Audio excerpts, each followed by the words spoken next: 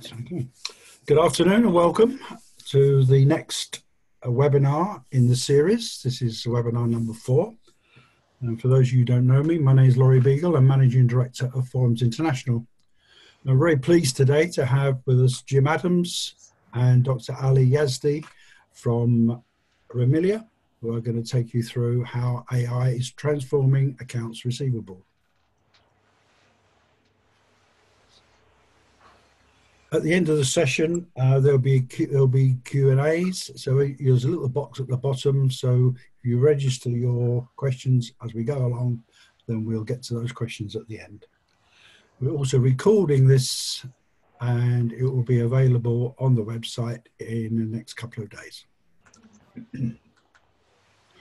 So for those who don't know Forums International, I'd like to just run you through some of its history. We started in 2015, but we've been running credit and industry forums since 1991. In fact, our oldest one is now 27 years old this year, and it's just had its 156th meeting. I think I've chaired 154 of those. Our forums provide opportunities for credit, finance professionals to meet and discuss key trading challenges, of course, with the Brexit on the horizon. That could be many. Also to share experiences, create new and best practices, and most importantly, discuss how to succeed in the future. They are learning experiences where the agenda items are decided by the members, which is very key. They're not lecture-based, but interactive workshops and discussions. The way we operate is on a 50-50 basis. 50% of the session is led by the subject matter expert, and the other 50% is where the attendees can share their experiences. If you put those two things together, it becomes a very, very powerful output. If you've not been to one of our forums before, please come along. Attending your first meeting is free, as we are keen for you to meet the members and gauge for yourself the benefits before you make any commitment to join the group. But you can hear it all from me. Here are some recent feedback from some of our members. Some of you will know Diana Keeling at Ian Williams. She's a member of the Senior Management Forum. Andrew Barbaro from Antalis is a new member of the SAP user group. Steve Mayos, Credit Manager at Heister Yale. He belongs to the Credit Professionals Forum, which meets in Bracknell on a quarterly basis. Of course, John Swan, Head of Credit at Hachette. Now, he gets the gold star for sending more members and belonging to more forums than anybody else. So thank you, John, for your continued support. I won't take you all through all of these, but our portfolio covers business and office supplies, IT, telecoms, pharmaceuticals, as well as those cross-industry forums. And also we do specialist forums like the SAP user group for frustrated SAP users. So what have we got lined up for 2019? We have a very exciting program. Apart from running the 9 forums, which will cover nearly 40 meetings, we're adding to that a credit card one-day forum in March, which will be held in London. We've been invited to hold a international IT distributors forum at Ingram Micro in Sofia in Bulgaria, which will be in September. We're actually revamping our international IT credit forum, which will include communications and technology companies. We're expanding our pharmaceutical forum, which today is mainly wholesalers focusing on the NHS, but we're actually going to be adding in international manufacturers to that group. This year we ran an Amazon Suppliers Forum, which was a great success, which we're going to be doing a second one later in the year. And plus we're also going to be doing a supermarket and retail day. And by popular demand, we're actually bringing back our golf and archery, and in fact it will be golf, archery and clay pigeon shooting tournament on the 15th of May in Northampton. And finally, we realise today with people's budgets, not everybody can travel. So we're actually going to be giving virtual access to the forums. We did this in Montreal with our telecoms forum back in September, and then in November at Experian with our business office supplies forum, where we had people joining from Cluj in Romania, and it worked extremely well. And so we are going to be offering that to selected forums for the future. So I'd like to introduce now Jim Adams and Dr. Ali Yazdi from Rimilia. And there's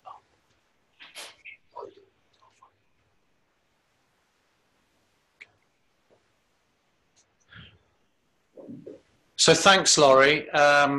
Yes, I'm Jim Adams. I'm here with Dr. Ali Yazdi. We're here to talk to you today about Rimilia, artificial intelligence and what it is, and hopefully how it's going to change your world and shape your world in the area of AR, accounts receivable. So why AI in accounts receivable? So there's high levels of manual process in AR, and it typically lends itself to AI because of these high levels of manual intervention. You have people playing snap with invoices against payments, and the whole thing can be automated, made far more efficient, and can help businesses repurpose resource into areas where they're going to get most bang for their buck. In AI, both in cash allocation and collection, there tends to be multiple sources of data. There's bank files, there's invoices, remits and checks in cash allocation. There's payment profiles, history, contact details, invoice details, company data, credit reference agency data, and payment performance data in the collection space. And what most companies do is tend to shuffle this data around via spreadsheets to try and get some meaningful information out of the data. And I don't think anybody does it particularly well when they're trying to manipulate data on spreadsheets to give them a picture of what's going on at that particular point in time. And this is certainly an area where we can help and also maximize on the benefits that we're likely to get out of artificial intelligence. There's a lot of repeatable tasks in accounts receivable. In both areas, tasks are repeated. We tend to use AI to help avoid the mundane and repeatable processes. So in cash allocation, as I've mentioned, we've got the guys playing snap with invoices and payments. It's no longer necessary in the majority of cases. And in collections is calling a customer that always pays 2 weeks late because that date is when their payment run happens. A good use of a collector's time? Probably not. They are likely to pay sooner, so they're unlikely to pay sooner, so why waste the resource? And then we've got a range of customer types needing to be treated differently as well. So in collections, the typical strategy is to treat businesses differently based on their size, whereas in reality, we should be looking at the full jigsaw of information pieces before deciding on a treatment path. So for cash allocation, you can see on the screen there's 3 levels here. There's 3 levels of process. There's simple process replacement, there's learning, and there's cognitive. Level 1, simple process replacement. This is where maybe you have 1 invoice per payment and the payer is the same business as the invoice pertains to. So matching it is straightforward and should be easy to automate using OCR matching, thus avoiding any manual intervention. Most businesses that offer a service for matching invoices will only ever get to level 1. In rare instances, level 2, but the real gains and insights are to be had at level 3 or the cognitive level. So level 1's what most people do. Level 2 is learning. Most cash allocation teams will have like a cheat sheet or a Bible. Some of them will call it a little black book or the magic spreadsheet, etc., which log where a payment has come in from a business to pay the invoice of another business. Often these are group parents, and Rimilia solutions are able to memorize these aliases and again automate, thus avoiding manual intervention. So that's like the level 2, the learning piece. Let's step it up. let's look at level 3, cognitive.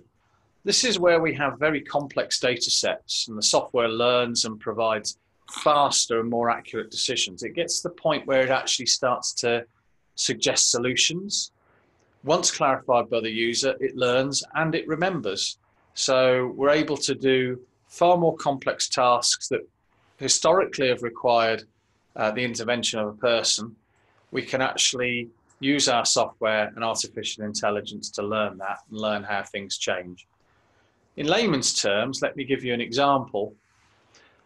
So for those of us that are old enough, and I hasten to add I'm one of those, when I used to drive around the country, the one thing I always used to carry around with me was an atlas. What is an atlas? It's data on paper. What then came along? Well, we got things like the AA route planner. That plots a route, but it also tells you potential roadwork issues, and generally it gives you an ETA based on your journey information that you've supplied into that particular web portal. So it can say if you left at 8 in the morning, you'll get there at 10 at night, or however long it's the journey's supposed to take. So much better than the old atlas, the old map, absolutely. What it's actually done, it's giving you a little bit more information rather than data on paper. Then we're kicking on to the next level. So going back to the previous example, this is more on the cognitive level, which is the sat nav or Google Maps on your phone. So what extras does this give you? It not only gives you everything that you've already seen, but it also enables you to avoid nasty things like speed traps, real-time traffic issues, and can even help you plan stops on your journey. So wouldn't it be great to know that before you've even passed the junction where the accident's happened on the motorway and you're about to sit in a 2-hour tailback, the sat nav, the Google Maps actually tells you, do you know what, guys, this is where you should be getting off and maybe planning an alternative route. So it's using that artificial intelligence to move away from data, to move through the tunnel of information and get us to a point of wisdom. Because once we've got that wisdom, our actions and decisions are far superior to those where we were just looking at data on a page. And with that, I'm now going to throw this over to Dr. Ali Yazdi. How do we do this? And how do we do this in the AR space? And what additional benefits and information can we give you? Thanks, Jim. Good afternoon, everyone. I'd like to build on top of what Jim was saying about by having a quick redefinition of what AI means, particularly in the finance industry. Of course, there are different definitions for AI. Any form of intelligence that is coming from a machine can be called artificial intelligence. For example, a few lines of code that takes some data and produce some graphs to give you some information, that is a form of artificial intelligence. That is the lower side, less intelligence intensive form of AI. All the way where AI is making decisions for you. However, where we are focusing and the version of AI we would like to talk about today is rather a more complex one, which comes with this definition. AI is the ability to utilize the computational power of machines to enable optimal decision-making, which is efficient and effective, and which would otherwise be impossible given real resources. What did I say? AI is the ability to utilize the computational power of machines to enable optimal decision-making, which is efficient and effective, and which would otherwise be impossible or very difficult to achieve given real-world scenarios. Of course, artificial intelligence is an extremely large multidisciplinary subject that takes hours of discussions, and there are various angles to it.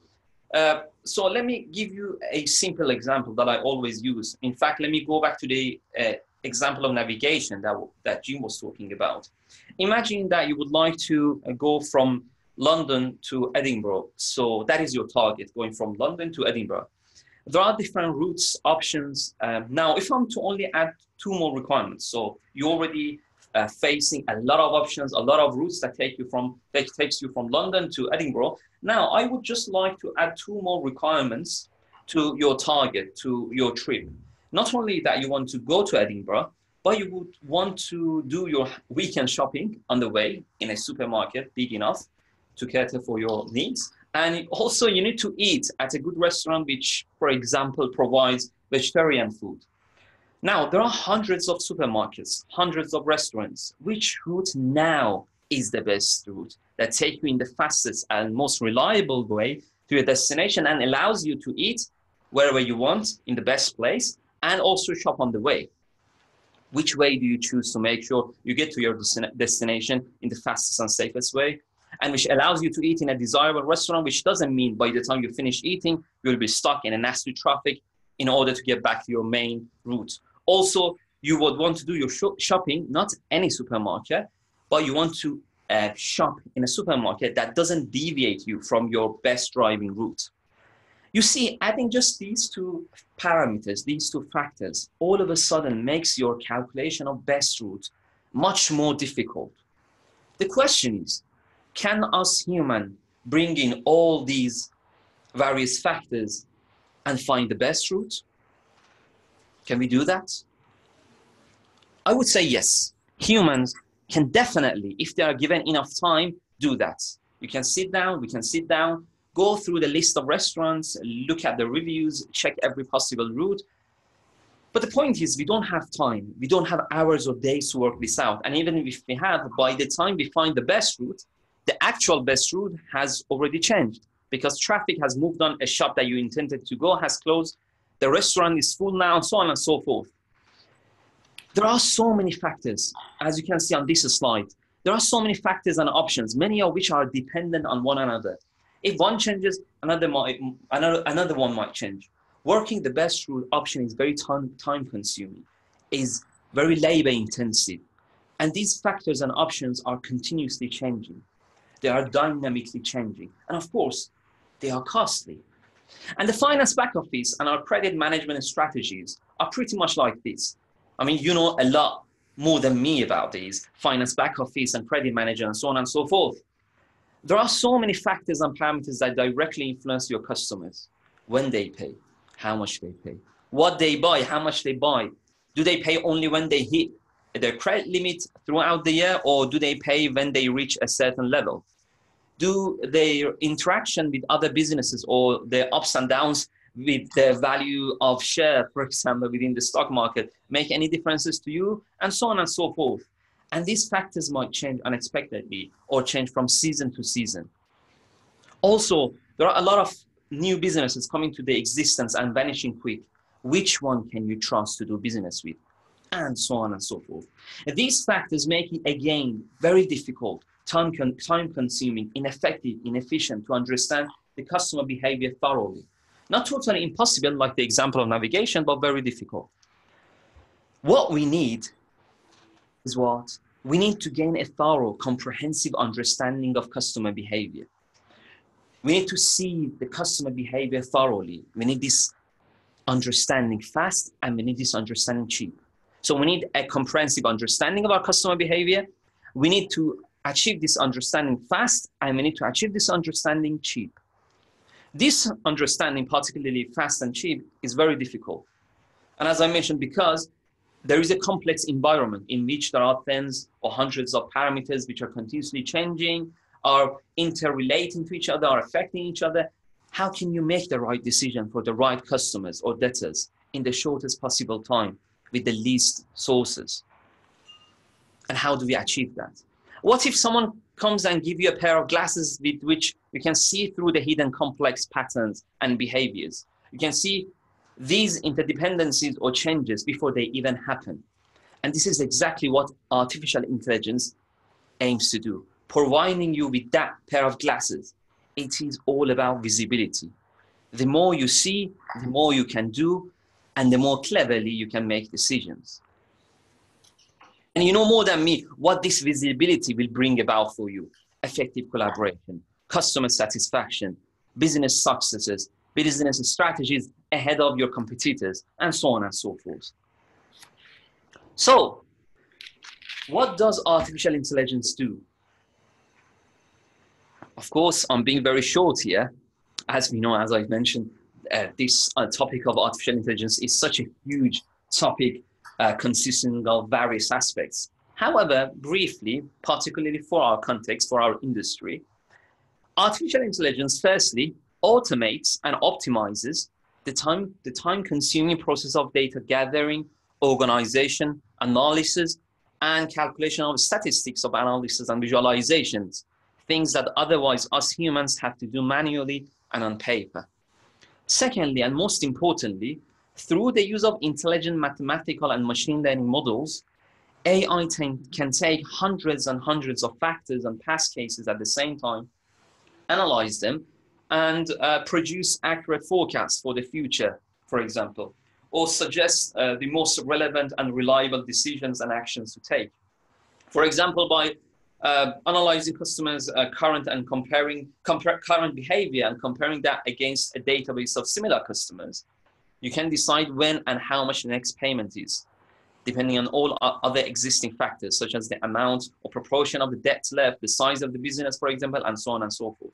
Or for example, you would know that this customer would pay all their invoices on time, providing that the amount of invoice is below this level, and we are at this specific time of the year, and they have not hit a certain credit limit, for example, and so on and so forth. And there are so many examples I can give you what AI can do through this use of mathematical and machine learning models, for which there are hundreds of, I would say, yes, easily hundreds of variations. And very importantly, if I'm to summarize what artificial intelligence do for our businesses, in essence, it provides a unified collective intelligence, as opposed to just one single mind. And as you can see on this slide, instead of having one lamp, one brain, one person, you would have multiple people, a collective intelligence for making decisions for different circumstances.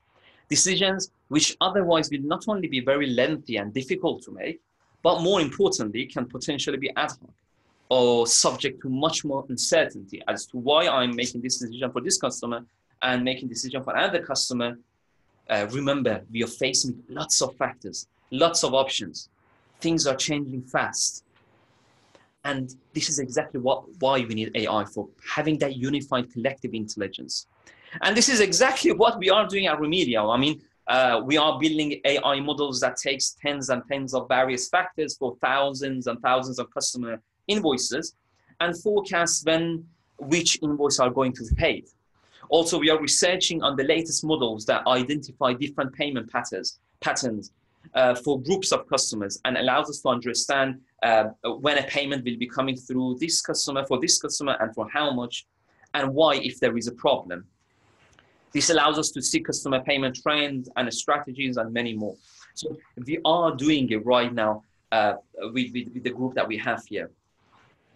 Now, I have to keep it short. An important consideration here, and I really want everyone to pay a careful attention here, because I always get these questions, and these sometimes, I would call them perhaps misunderstandings.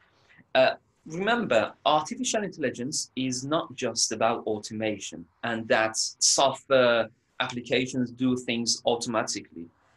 It is about replicating the intelligence of humans. And this is why it is very important how AI is implemented and utilized.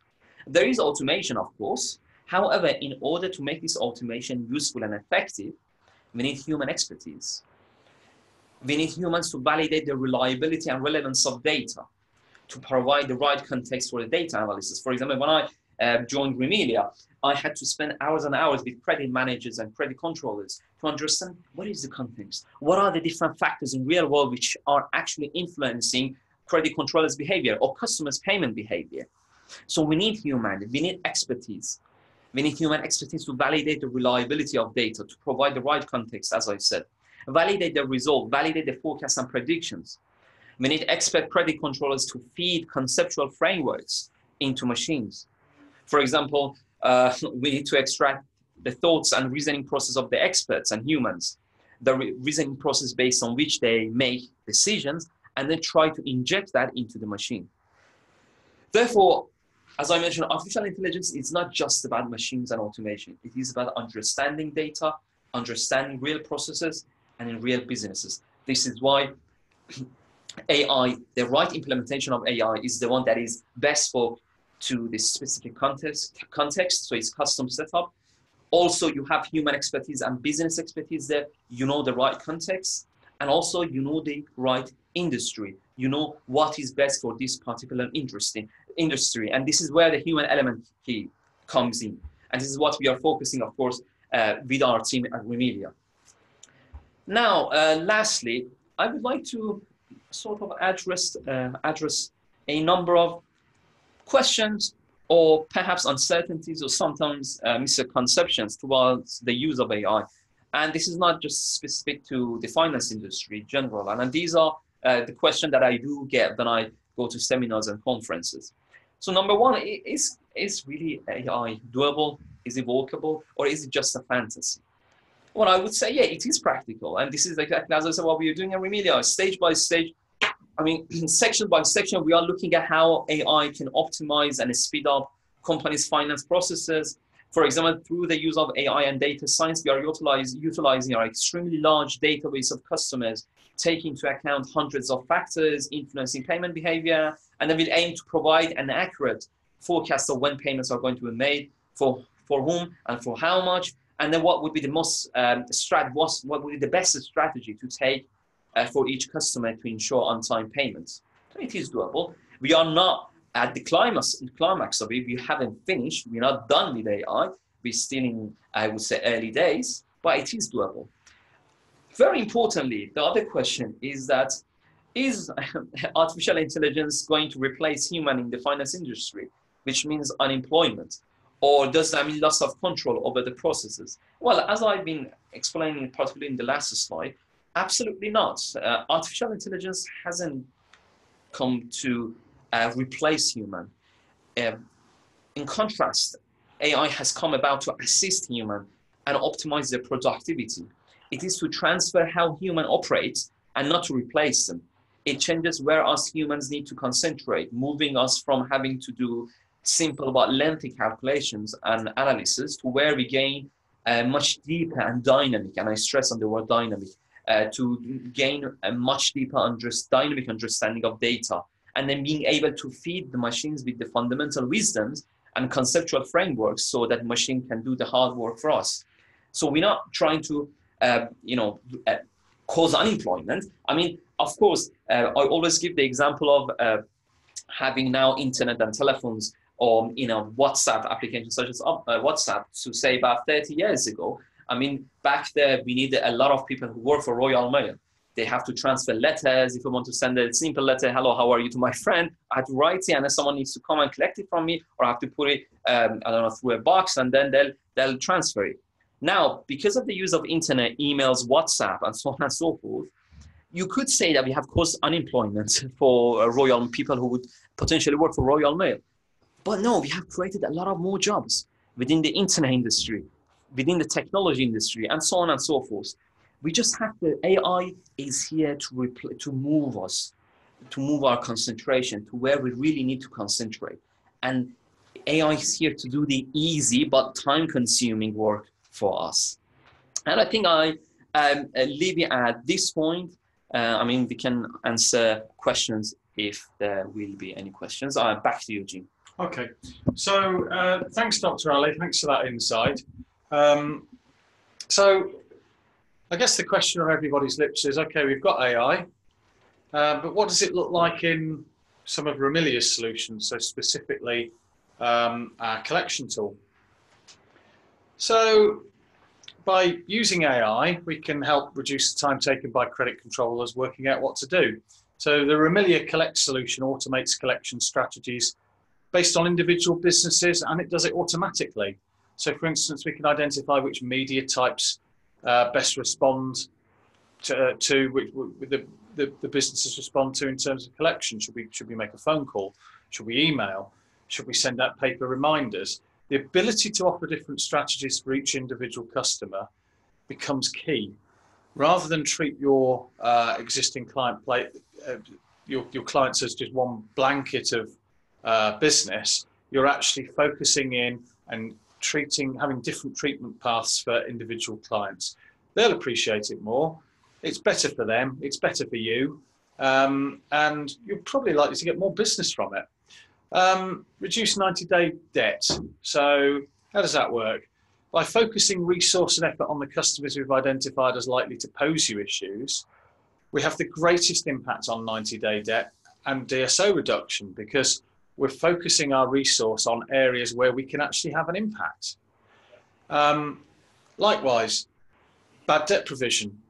We can reduce this significantly as we're tackling problems earlier. You tend to find as well that what we're doing is making, because we're targeting calls, we're making either less calls or we're making the same number of calls, but we're getting far greater returns. So we're actually, again, maximizing the resource that we're spending in the collections space. And it's easier, quicker. All the information is in one place. No more manipulation of spreadsheets when you want to try and work something out at a point in time. What we're doing here, we're putting all the information in one tool. So you can look at things like the credit limit on a business. You can look at the risk score on a business, how it's been paying, what the balance is it above or below its credit limit? All of this information is in one place. So what that does, it moves us from data, it moves us from information, and it actually takes us into the space of wisdom. So we're using information to provide wisdom to make better, more productive decisions when we're deciding on who to approach and how to collect money from our customer base.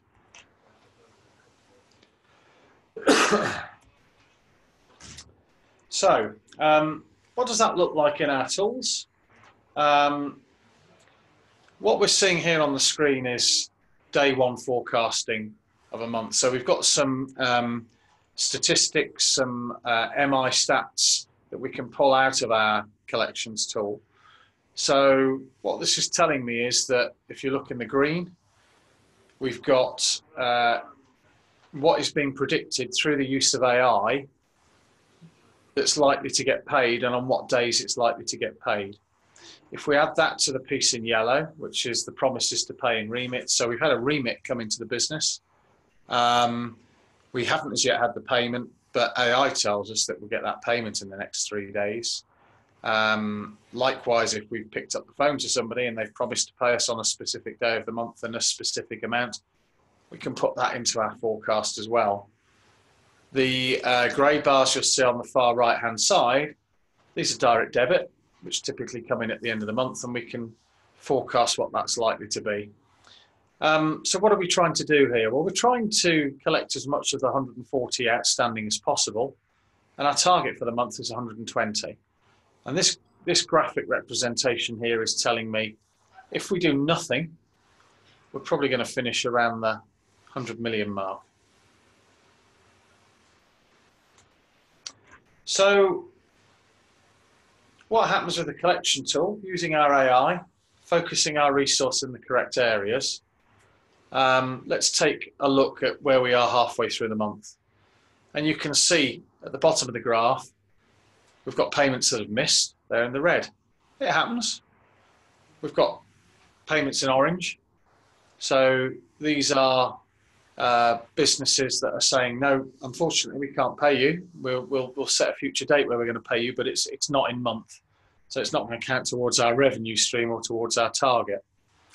The good news is the stuff in the dark blue is payments that have been collected early. They weren't due, but by making a few phone calls, we've probably managed to get some overdue stuff in, plus some stuff that isn't due, and got those payments in, which is good. The medium blue section, this is payments that have been made and payments that have been allocated.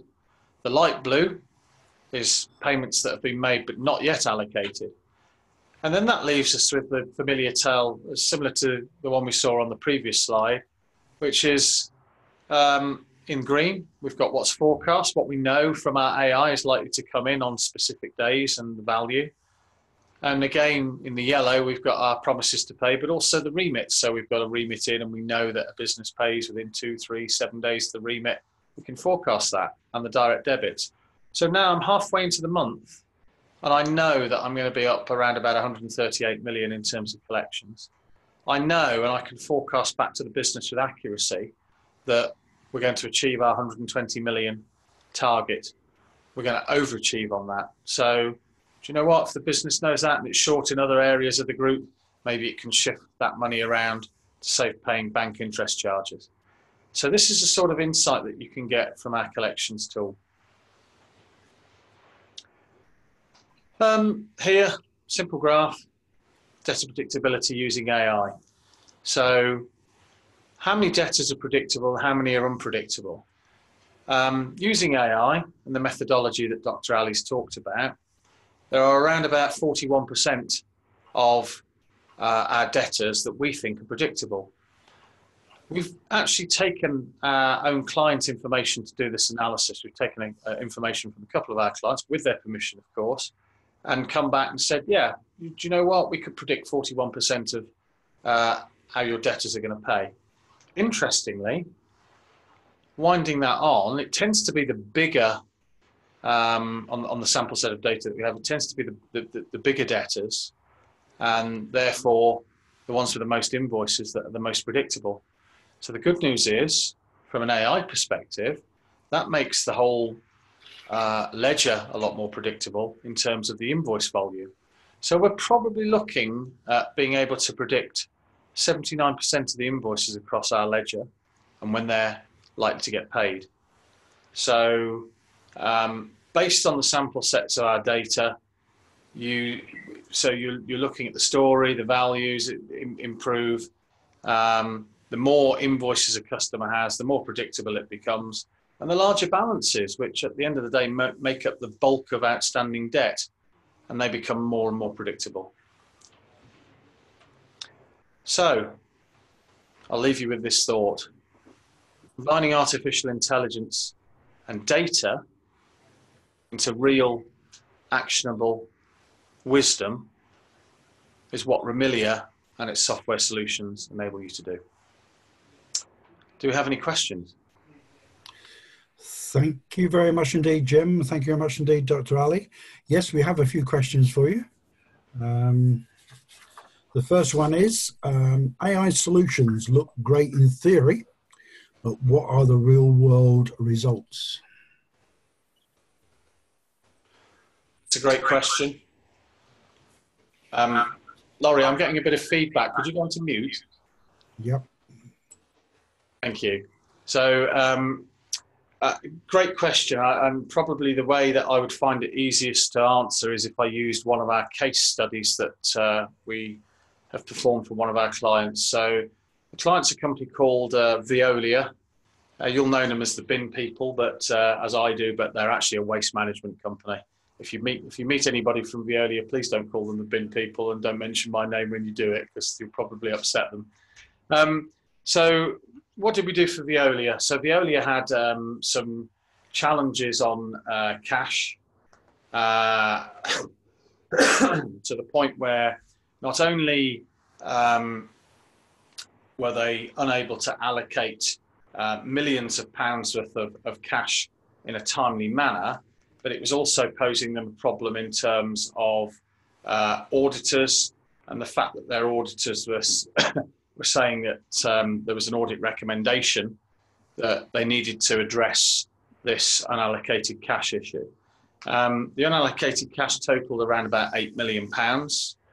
And once they'd taken Rimilia cash allocation software, they reduced that from £8 million worth of unallocated cash down to around about £1,000. They moved from all the cash being 2 to 3 days behind in terms of allocation to all the cash being cleared by 9 a.m. On the morning when their cash allocators came in. Over this period of time, they also bought another business, which they merged, a business called Cleanaway. And so they had a 30% increase in transactions at that point in time. Now, you would have thought off the back of that, they'd have actually had to increase staff, but no. The software enabled them to reduce staff from 16 down to 2.5 to do cash allocation. Don't worry, these people didn't lose their jobs. I think, as Dr. Ali was pointing out earlier, it just meant that what we were doing was repurposing those people so that they could have a greater benefit, greater return on the investment that we put into those people, and feed that benefit back into the business. So a lot of those people that we're allocating turned into collectors. So actually it had a knock-on effect as well, that without increasing resource, we were now reducing DSO. It was much easier to collect because the cash had been allocated by 9 AM. So when you were making those difficult calls to customers and saying, have you owe us this money, and they say, we've paid. Have you? Well, I've had a look on the system, and no, you haven't, because all the cash had already been allocated. So customers weren't allowed to slip away into the night without paying. We knew if they'd paid or not. So in terms of match rates, we were achieving 97% match rates and still are at Veolia. And they got a return on their investment within 4 months. So it's doable. It works for anybody. It works for everybody. Do we have any other questions, Laurie? Yep, I'm back. Is the system suitable to self-billing clients? Laurie, that's a good question. Absolutely, in terms of self-billing clients, we have a number of those, and yes, our solution can work in that space. Okay, next one. Are there any industries that this would not work for?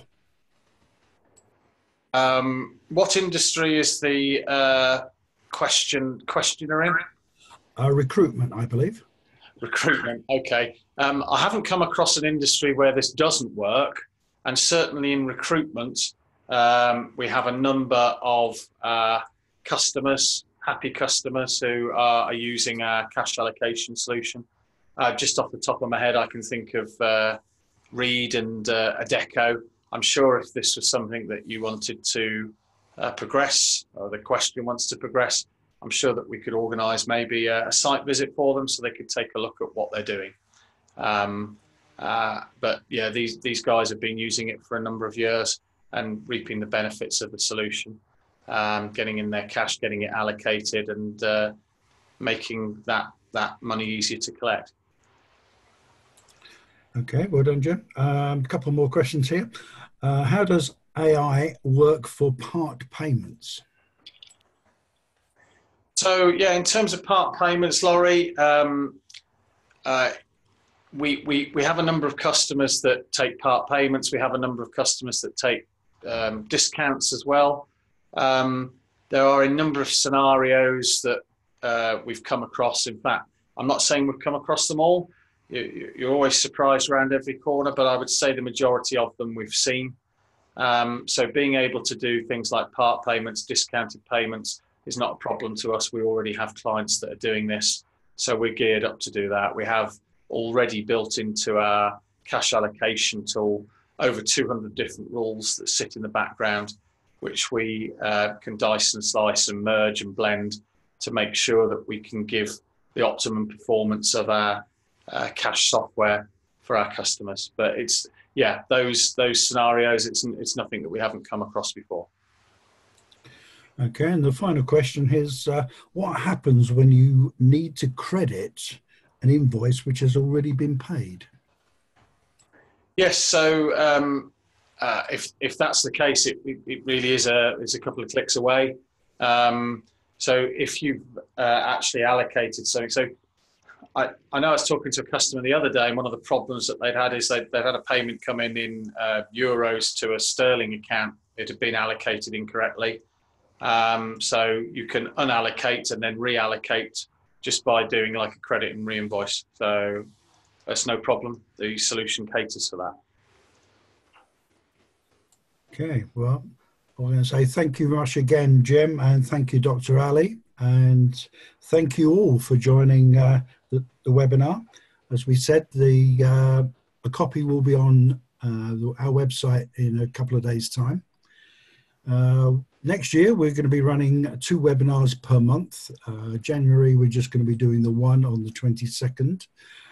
We've got already some exciting new subjects lined up with our corporate partners. So these will be announced on social media as we go. So we hope you'll join us for those.